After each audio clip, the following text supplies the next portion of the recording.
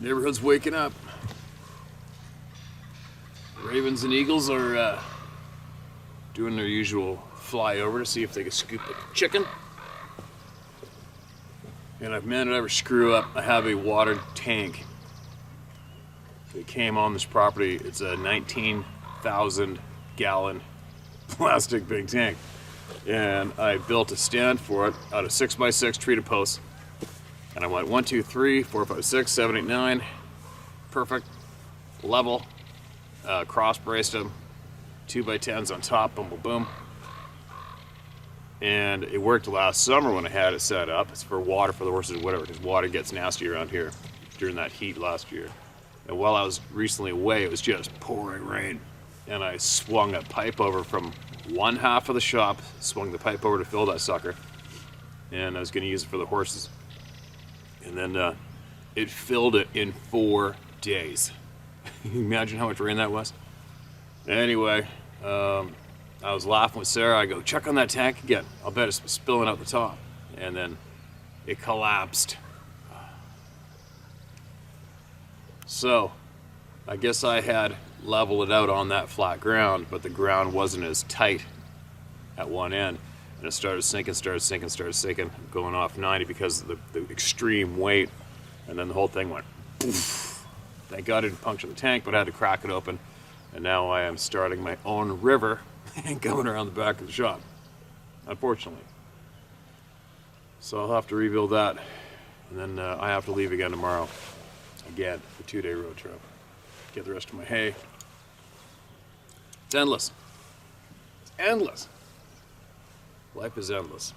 And then I dropped a hint yesterday for all you who may have to get feed, or seed, fertilizer, whatever. It's coming, man. And I let that out in the previous email, and sure enough, this morning, Sarah's a member of some group somewhere, and there is a major turkey and meat bird chicken producer nearby that made the announcement that their prices are going to be skyrocketing. So get your freaking feed in ahead of time now. I'll tell you what, it's coming. Save a couple dollars while you can. Now, let's get on to some voices to be heard. The emails are absolutely piling in. Piling in. My mind's going to blank. I had something else I was going to pass on, but I'm not quite awake yet, so let's get on with it. On the Ohio with the Green River Monster is the title of this one. Happy birthday, brother. That's a different kind of an opening. It's not my birthday. Dear Steve, love the show. Appreciate all you do to get the truth out. Meeting more people like you in the world. You know, it's funny, you guys, I appreciate all the kind words, but the truth of the matter is, we're all here together. We're all the same. This place is nothing without, well, it's hundreds of thousands of people now, right? We got them. We do have all those people in the world. They're here. It's cool. And thank you again. It's a scary world we live in, and it gets worse, it seems, by the day. Anyway, I want to tell my interaction with the master of hide and seek, the hairy man, the Sasquatch, the Bigfoot, the skunk ape, whichever the people may call it. I submitted this experience 5 months ago and not sure if you received it or if you get lost in all the truth being shared with you. I'm sure there's a lot coming your way, thanks to the World Wide Web. So, just wanted to put it out there again. I don't care if you use my name, which is, by the way, Paul Winstead. I'm from Evansville, Indiana. Indiana, popular state, isn't it, for this shit to be going down?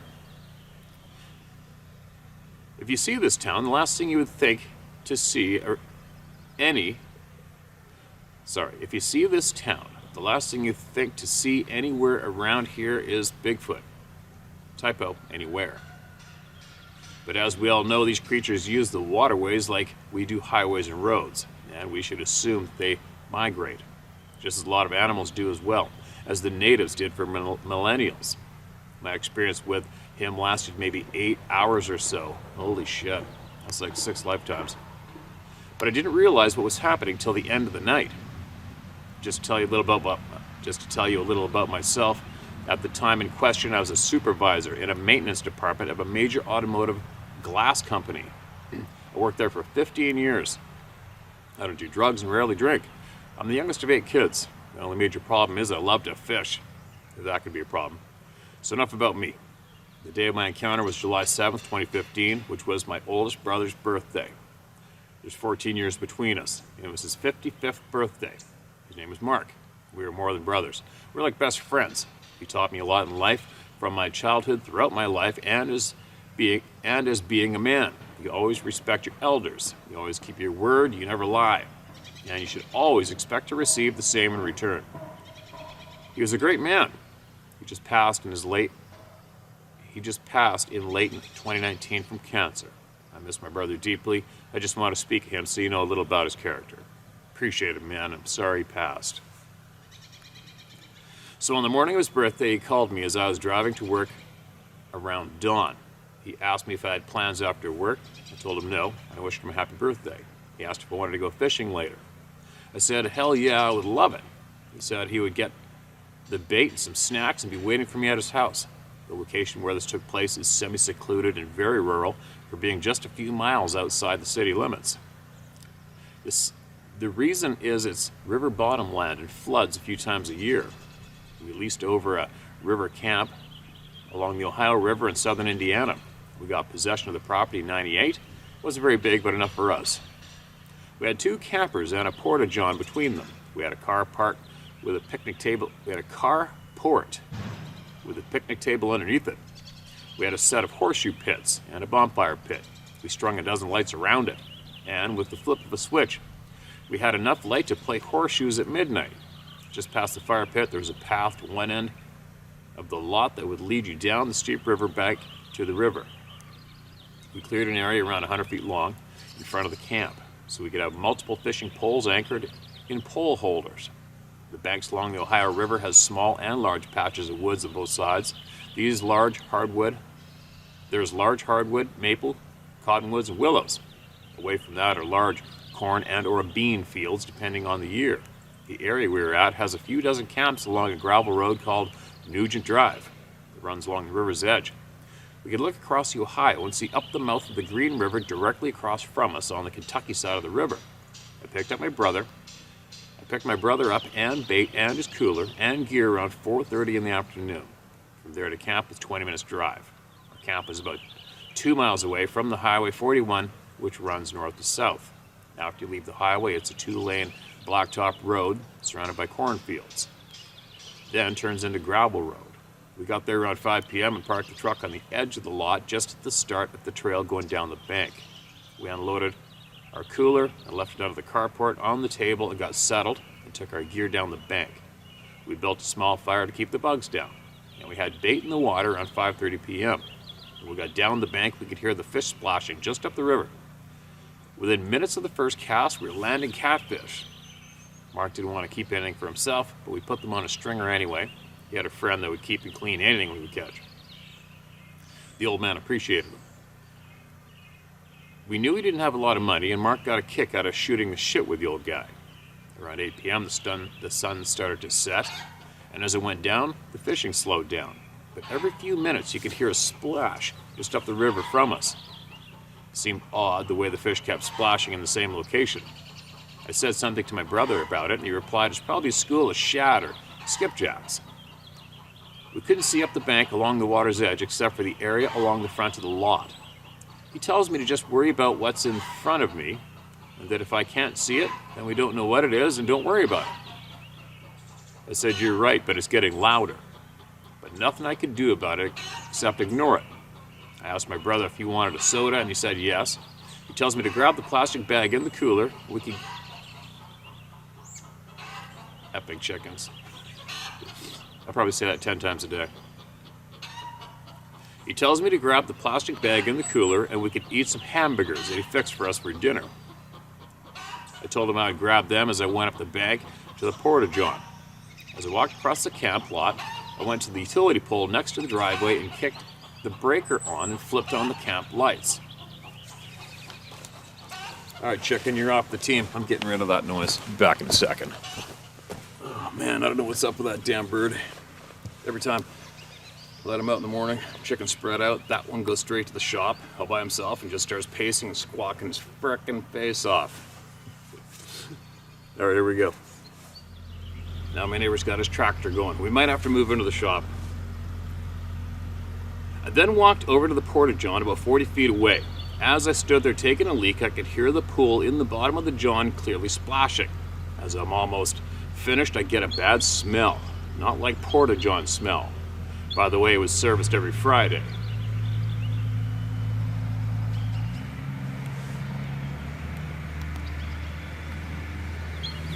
Alright, we're going in the shop. Alright. Change up the camera too, there'll be less of an echo off of it. That Sony camera's microphone is so sensitive, it's ridiculous. My neighbor's tractor sounded like a frickin' Sherman tank to me while I'm trying to read these emails and get to the bottom of all the shit show. I then walked over to the porta-john about 40 feet away. As I stood there taking a leak, I could hear the pool in the bottom of the john clearly splashing. As I'm almost finished, I get a bad smell, not like a porta-john smell. By the way, it was serviced every Friday. That was not what I was smelling. This was a really strong, musky stench, and it was coming from the outside of the porta-john. I finished pissing, walked across the camp lot. And yes, I popped the drain on the side of the cooler and rinsed off my hands, and I grabbed a sack out of the cooler with hamburgers in it and a few sodas and went back to the bank. I asked my brother if he smelled something stinking. He laughed and said, "You're on the Ohio River." "Yeah, I smell fish and river water." I said, "Right, but I smelled something else up there." Mark said maybe it's a dead skunk. I said no, it was something besides a skunk. We sit there eating our burgers and talked, drinking our drinks and finished dinner. The fishing slows down to almost nothing, not a bit, for about 2 hours. It starts to pick up again around midnight, and we land 3 or 4 more nice cats. Around 1 a.m. I asked Mark if he wanted another soda. He said sure. I checked my poles, reset the tension, and walked up the trail to the camp. From the trailhead to the porta-john is around 150 feet. About halfway, there's that smell again. Now I'm looking around for a dead skunk. I don't want to be sprayed by a skunk. I get in the john and start pissing. I hear something outside, and the smell is a lot stronger. I knew I wasn't alone. As I'm adjusting my zipper and backing out of the porta-john, I can hear a clear sound that's unmistakable. It's the sound of tree bark being scraped. Once, then twice. As I clear the door and it shuts, I turn to look for that sound. What's causing that sound? It's a loud, deep scraping sound. A third time. As I look over the porta-john, there's a large cottonwood tree behind it, and there's a light above the john with a 100-watt bulb. As I look for the sound, I see it. A large black hand with long black shiny fingernails. Take note, he said fingernails, not claws, all right? And no, I haven't read this yet at all. And it's attached to an arm covered in black fur, twice the size of my arm. I watch in amazement as it scraped it a 4th time, popping chunks of bark off as it does this. I look to see the arm is about 6 feet long and massive. Holy shit, I'm gonna read that again. I look to see this arm is about 6 feet long and massive. I look to see a face, and it's not human. It's got blackish gray skin, mostly covered in short, thick hair, except across the nose and around its eyes. And the head was massive, twice the size of a man or bigger, and it had no neck. I could not see below its chest because of the porta-john. By the way, a porta-john is around 7.5 to 8 feet tall. The creature that I was staring at was every bit of 11 feet tall, if not taller. The weight of the porta-john was arranged between 2 pull-behind campers with the john between them, about a foot apart, backed up butt to butt. As I'm standing there, a cold chill ran down my spine. Do you think? I began to hear a low, deep growl. I didn't care. When we locked eyes, it scared the shit out of me. The camp light made its eyes glow a bright yellowish orange. That scared the shit out of me, and and it knew it. It squinted its eyes and curled its lips on one side and showed its teeth on the other side of its mouth. If looks could kill, I would have been dead. I instantly felt like I was in extreme danger. All the hair on my body stood up. I turned and started walking across the camp lot, telling myself, don't run, don't run, don't run. As I'm walking faster and faster, fear is running through me. There's an apex predator behind me. My heart was pounding out of my chest, but I didn't run. I got to the trail and went down. I got to the bottom, probably the fastest I've ever done, and got to my brother. He was sitting on an old log.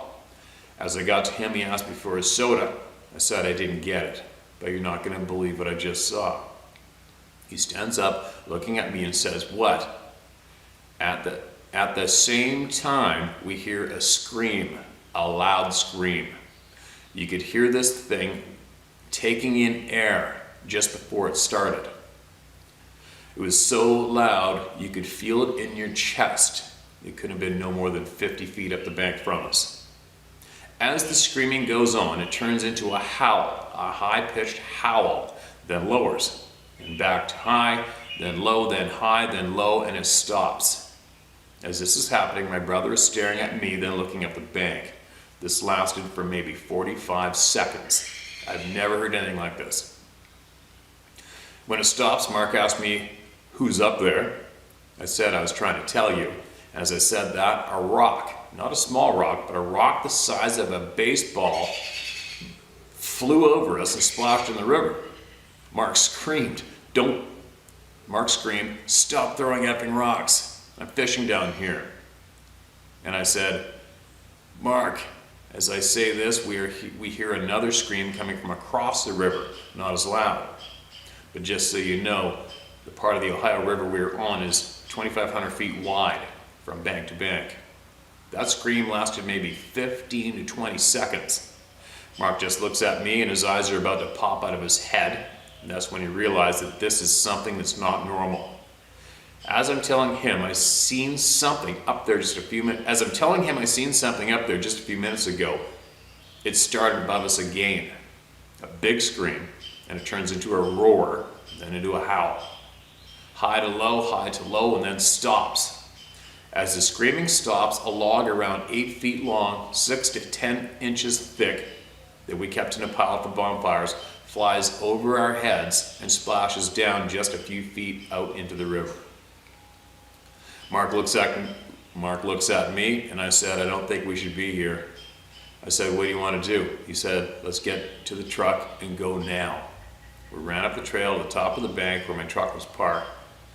The key is still in the ignition, and I started it.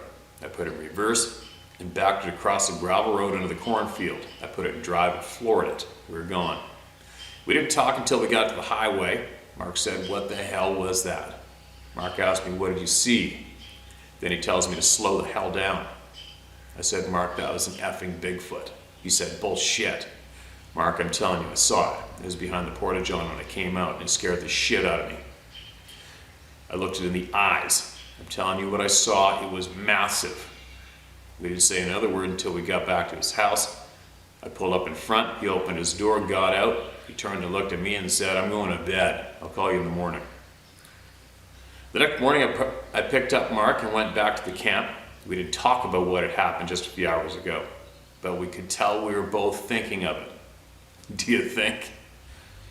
When we made it to the river and started on the gravel road, I told Mark I didn't get much sleep and all I could do was dwell on what I saw. He just replied, "Yup, that was the loudest scream I ever heard." And he said he felt it in his chest, but at the same time it scared the crap out of him. I said, "Yeah, I felt the same way when I looked it in the eyes." Mark just shook his head. I told him I felt like I was helpless. When you know that there is nothing you can do, like watching a plane crashing and you're on it. That's fear. By this time I took my .40 cal semi-automatic pistol. I don't believe it would help, but it's some type of protection, or at least it might scare it. We get out of the truck and I grabbed the cooler, put it in the back of the truck. I went to the utility pole and turned off the lights. The entire time looking around to see if anything was around that shouldn't be there. Mark went down to the bank and started reeling in the poles. When I made it down the riverbank, he asked me if I had seen anything, and I said no, but I was looking. The entire time we were there, I had a feeling like you get when you're being watched. As we gathered our tackle boxes and poles, we were both on guard looking around. I took our gear up the bank to my truck and looked and loaded them as Mark went for the fish on the stringer. As we returned to the water's edge, Mark tells me the fish are gone. I asked him, did the rope break? And he said no. The stringer is still tied to the willow tree, but it was up on the bank and empty. The stringer was made from anchor rope. There was no way the fish got off down there on their own. Someone had removed them. Mark said, someone's messing with us. I said, yeah, and I think we seen him last night. Mark looked at me and said, let's get out of here. The rest of that summer, we went to the camp 3 or 4 times just to mow. At the end of the year, we opted out of the lease after 17 years. It just wasn't the same. After 17 years of good times, the place suddenly gave me a bad feeling. When I asked Mark about renewing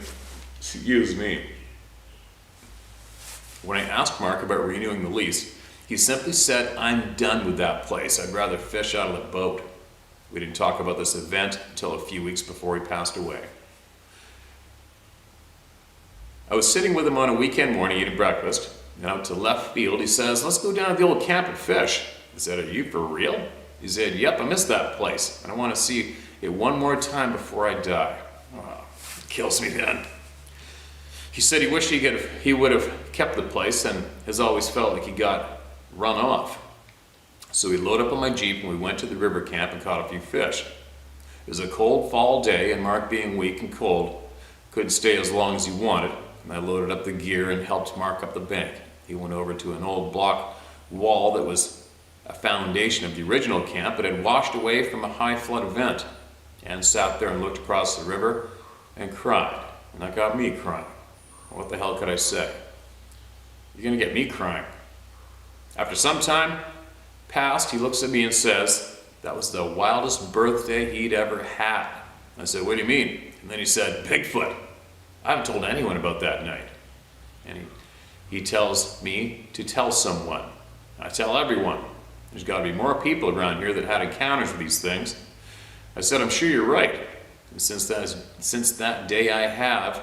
So in the few years that's passed, I've done research on sightings in the area, and wow, was I surprised. Sorry for the long-winded conversation, but I hope my experience will help someone get the courage to vent their experience. I told my wife of this event a few months after my brother passed, and she told me to look around on the web and see. And that's when I found you, Steve. You, friend, are doing a great service to others by giving them a platform so they don't feel like they're telling a lie. I was that guy, and it's hard to hold back when you hear other people laughing about someone else having a similar experience. Thanks for the chance to get my story out, and I hope it helps. I know it does me. Thanks again. Wow. It's quite the story, man. And we appreciate the time you just took to scratch that off and send it here. You know, for all you people out there listening, it's a big effort to type out a story, type out an email, let alone a story. Man, I have a tough time just replying in text, for God's sakes, right? But anyways, I'm sorry, I'm sad to hear your brother pass like that. It's a sad, sad story. But I guess we all get our turn, right? Eventually. And what an amazing memory you guys conjured up together. I wonder why. Well, I don't know, I guess we're going to find out why. The more I dig, the more, me personally, the more I am convinced it's more than likely there is a spiritual war going on. Now, I can't recite the words word for word from the Bible, which tells me, but so many people have emailed in, when the beast will come and kill the man eventually, however it goes. Sorry, I'll look it up and I'll read it clearly later on, but I don't know, man. I mean, a lot of these beings that people are seeing, they look at us like they want to end your freaking life and tear your face off, right? That statement is so common, and the more you daydream about it and try to make sense of it, take note of it, the more alarming that can be. Because I think I mentioned this like over a year ago, when in my previous community I was living in, and there's one of these big sons of bitches right near the house, and he blatantly walked across the road in front of a handful of First Nations people right in broad daylight with a frickin' salmon in his hands. And you think about it, just where I'm living there in the small community, if one of these beings, like I said earlier, one of these beings decided to, you flick that switch, they could clean out a small community in such little time. And there's not too much you could do about it. You know, if you're sound asleep and the neighbor's rural house just got a hole punched through the wall and everybody got their heads popped like pimples in less than 2 minutes, not too many people are going to be phoning around the community giving you heads up of what's ripping around the fields coming straight towards your place. So you got time to go dig out your guns and find your ammo and load them up and hopefully be accurate enough to kill one of these damn things. And I'm saying that's just possibly just a fantasy story, okay, you guys? But it's something that, unfortunately, you have to look at both sides of the coin. You know, a lot of people say these are calm, kind beings who want to be left alone, but they help us and they want to warn us. They warn us they're the caretakers of the forest. Well, why do we have these 10 to 11 foot tall, menacing looking things looking at innocent people? Innocent, kind human beings minding their own business. And these things are staring them down, looking at them like they want to kill them dead, right? You can't deny it. That's what they're doing. Not all of them. There's enough of them that do that, which makes me, who I like to look ahead and be prepared for various scenarios. I'd be like, all right, so we've got this 10, 11 foot tall thing running around the woods who outclass us about 5,000%, and he's got a hatred towards me, although I haven't done shit to him. How am I going to know if this thing snaps one day and decides to go clean up a bunch of human beings? How am I going to know? How are you going to know? What are you going to do? You know? It is a shit-eating scenario to talk about and bring up, but it's real. Potentially. Right? It's potentially real. You got a neighbor down the road you never met before in your life, and he keeps scowling at you and giving you evil, dirty, filthy looks every time you drive by his property. You're going to remember that, and you're going to take note of that, and you're going to want to keep an eye on that freak show, right, in case he decides to come and stalk your property and inflict some kind of whatever he wants to inflict on your ass. But anyway, yeah, it's a crazy topic, right? Thanks again for sending that email. I'm glad it helped you. I'm sure it's going to help other people in Indiana, Ohio, Illinois. There's so many sightings in those areas. So many. It's like British Columbia, right? Okay, what do we got here? Babel. Hello, Steve. Please withhold my name. I'm from a very small but popular area. This happened in the North Fork of Long Island, New York, in the town of Riverhead, in a section of woods that is between the Long Island Sound and the Route 25 main road. The year was either 2005 or 2006. I walked to my stand in the dark early morning. I clipped myself in and started to nod off. Walking to this particular stand has and still does creep me out. The road and civilization is never far here on the island. I could even hear the occasional car driving by. As I was saying, I started to nod off when I was awakened by someone running under my stand. It was loud, man, and I could feel it in the ass of the tree stand. The footfall was so loud. When I tell this story, I say it was comparable to the sound and weight of a horse running. This is definitely no horse, though I could tell it was definitely running on 2 feet.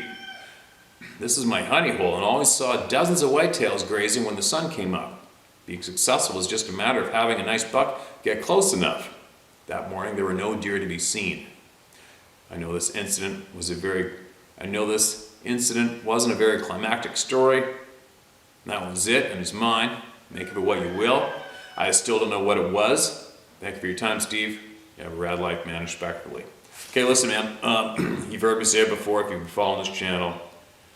If you have experienced something and all of a sudden you're still compelled to seek out a place similar to this or this particular place right here, us, and then go out of your way to find the email and email your experience in, you already know what it was. You're just looking for some kind of confirmation, validation, right?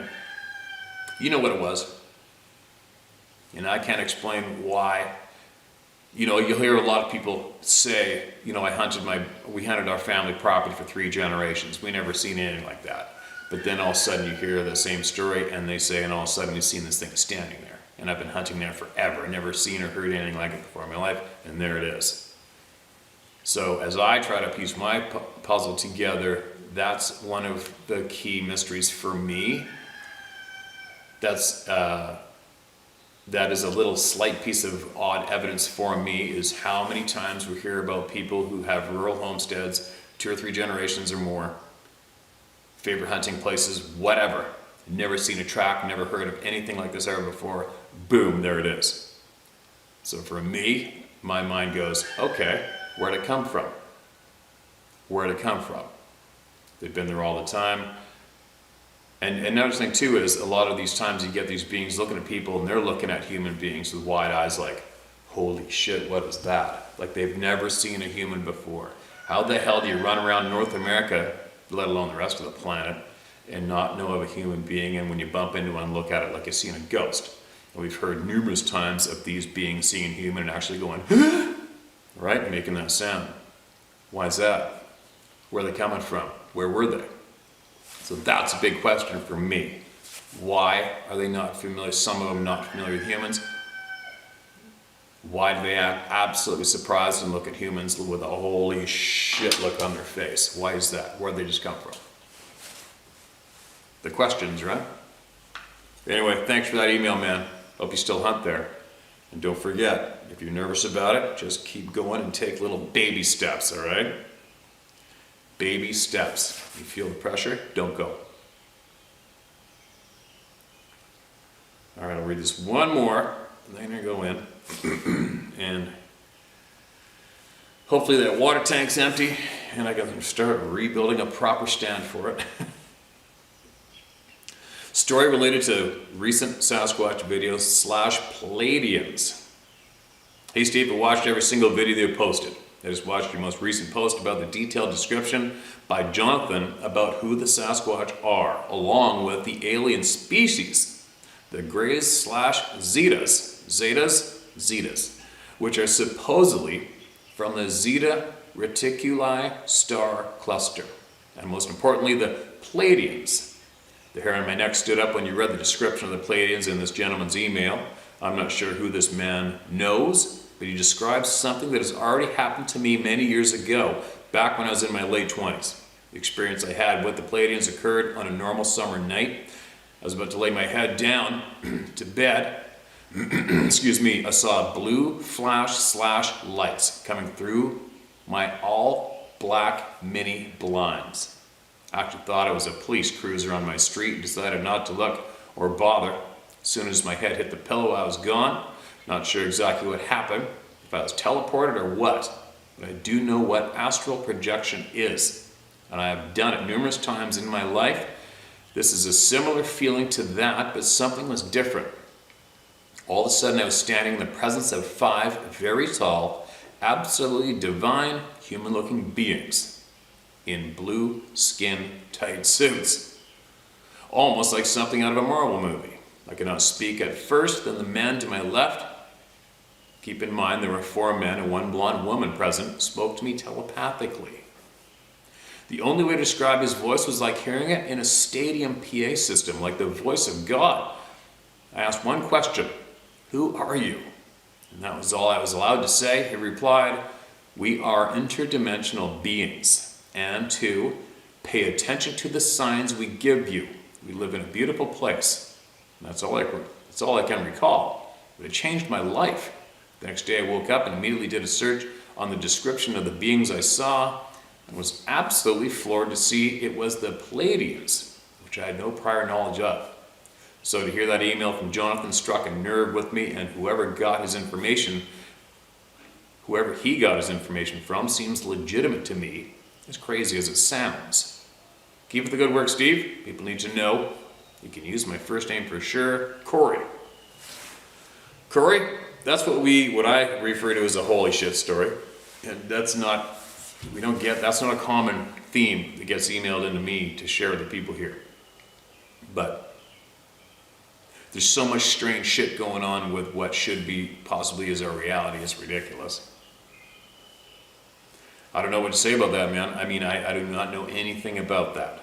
Those topics, those names. I've heard them, the Zetas, I've heard that a few times, and there's another name that goes along with another group of individuals that people claim that are the Sasquatch people.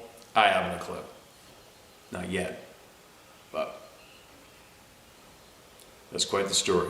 I wonder how many people will be able to relate to what you just emailed in, and they're possibly too freaked out or too insecure, scared to share it.